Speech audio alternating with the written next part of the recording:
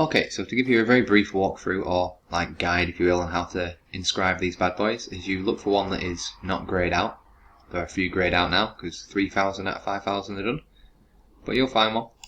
Right click on it, save the image. Come up to save it like that. There you go.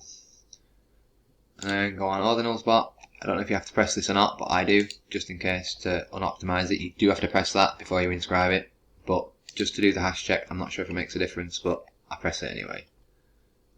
Go to your most recent download, so the bird you've just done, check the hash, and it'll say, there you go, the hash image is there, and that has not been inscribed yet. If you want to make sure you're doing it right, what would be a worthwhile thing is save one that's been done in the same manner, and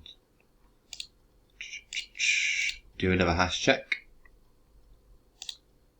and check the one that should be done. Come on. All being well, it's going to say it's done now, and it proves my point.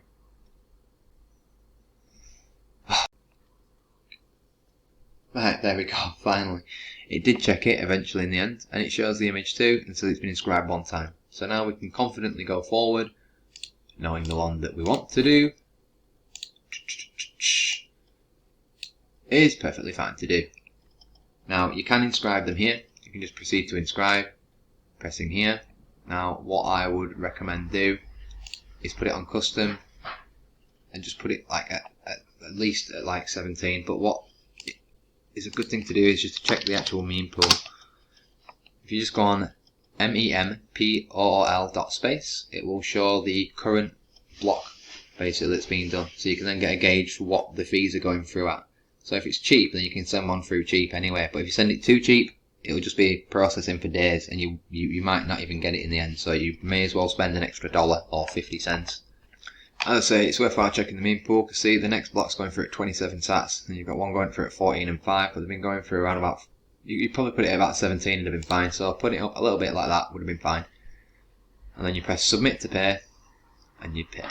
Now you can either put your address in you want to receive it at before here, or you can do it afterwards with this service. I would recommend doing it before. You want to make sure that it is a Taproot address and not just a standard Bitcoin address. What I mean by this is,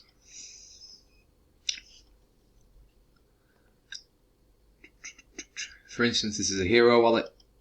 I don't really have much in it, so I don't mind showing it.